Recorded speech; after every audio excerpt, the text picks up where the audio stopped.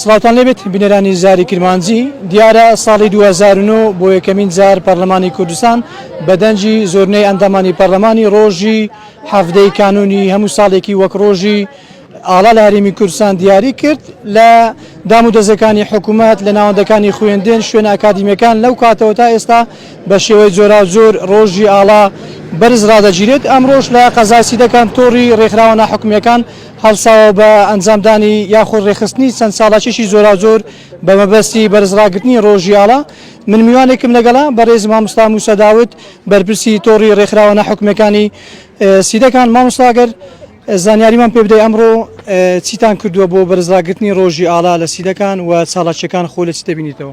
سەرەتا بەخێر بێن. ئێمە وەکو تۆڕ ڕێکخراوەکانی سیدەکان ئەمڕۆ هەڵسانە بە ئەنجامدانی ئەو مەراسیمە بۆ بەرزڕاگرتنی ئاڵای پیرۆزی کوردستان. تەمان چەندین چالاکی زۆرا زۆری لەخۆگرتووە ئەم مەراسیمە. ئێستا لێرە لە دەواازەی شاری سیدەکان ئاڵای پیرۆزی کوردستان بەرز دەکەینەوە وەکو نەریتێکی ساڵانە خۆمان. هەروەها لە دوای ئەوە بە چەند سرودێکی نیشتیمانی یادەکە دەڕازێنینەوە دواتر وتارمان دەبێت. پاش ئەوەی کە لێرە تەواو بووین سەردانی هەموو دام و دەستگاکانی قەزای سیدەکان دەکەین بۆ ئەوەی ئاڵایەکی کوردستانیان پێ بدەن وەکو دیاری.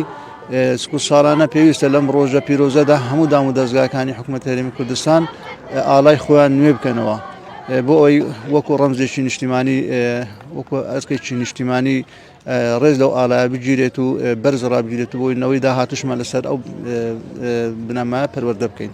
مامۆستا لە ئەستوری قەزای سیدەکان ساڵانە ئەو جۆرە چالاکی و بەرزڕاگرتنی ئاڵا هەیە لەلایەن ڕێکخراوەکانی ناحکومی لەلایەن سەنتەرەکان لەلایەن دام و دەستەکانی حکومی؟ بەڵێ بە تەئکید هەموو ساڵێک هەموو ڕێکخراوەکانی سیدەکان پێکەوە بە یەک دەست هەوڵادەن پێکە ئەو یادە بەرز ڕابگرین شتێکی جوان بکەوە لە سەرجەم قوتابخانەکانی ئەم سنوورەش ئەم یادە بەرز ڕادەگیرێتن. سکو بەڕاستی یادێکی نەتەوەی نیشتیمانیە ئالایەکی پیرۆز لە لای ئێمە پێویستە ڕێزی لێ بگرین.